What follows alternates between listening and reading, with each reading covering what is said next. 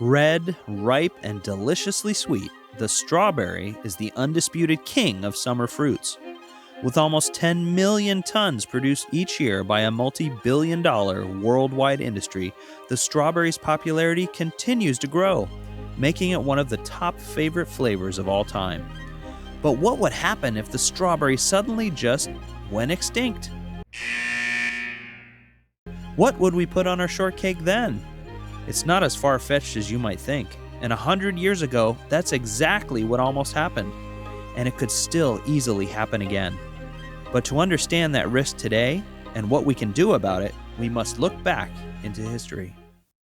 The strawberry as we know it has only existed for about 300 years. While related species of wild strawberries were well known in Europe since Roman times, they weren't grown for their fruit, but rather for their leaves as an herbal remedy. The fruit was sweet, but tiny, and only the very wealthy could afford to grow enough as expensive treats for royalty. We have the English to thank for the winning combination of wild strawberries and cream. Cardinal Thomas Wolsey, Chancellor of England between 1515 and 1529, once hosted a banquet for King Henry VIII, where he reportedly served strawberries and fresh cream for dessert. Oh, how I do love a good dessert. This innovation would eventually lead to the creation of strawberry ice cream, and another perpetual favorite, the strawberry milkshake.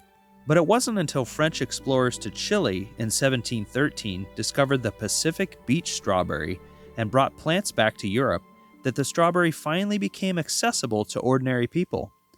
"Look, a new strawberry! I will take it back to France and give it to the king!" When royal horticulturalists planted the new Chilean strawberry with wild scarlet strawberries from North America, it was uniquely pollinated and grew large red berries of a delightful new flavor. Delicious. The secret got out though, and garden strawberries, as they became known, soon became all the rage, establishing a firm foothold wherever they went.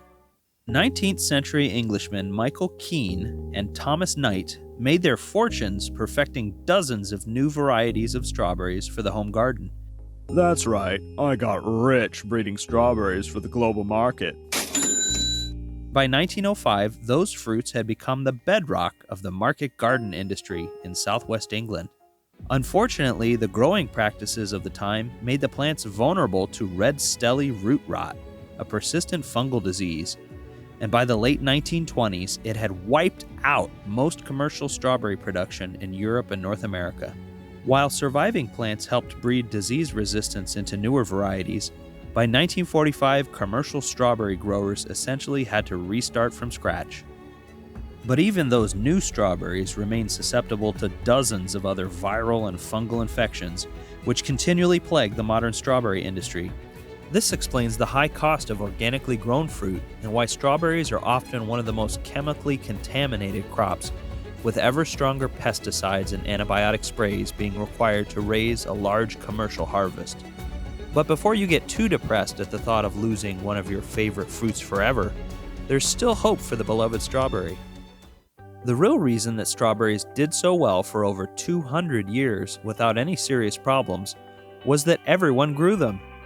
Instead of hundreds of acres all planted together in long rows of sterilized, fumigated, plastic-wrapped soil, each family or small farm had its own patch, lovingly tended and seasonally enjoyed. Strawberries weren't the product of scientific breeding and commercialized exploitation, continuously available in plastic cartons at your local supermarket. Instead, they were a cherished garden staple straight from your yard or local farmer's market each summer, with hundreds of heirloom varieties, each as unique as the gardens they came from. If disease did strike, it was quickly contained because there was nowhere else for it to go, and you could simply replace lost plants from your neighbors next season. So the best thing we can do to help ensure the survival and future availability of strawberries and many other threatened fruits and vegetables is for everyone to grow them again at home.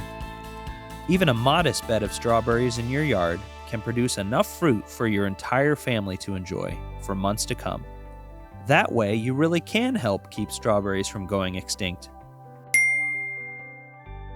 And when your grandkids ask you what strawberries tasted like when you were a kid, You can just hand them a bowl full of fresh, ripe berries to taste for themselves.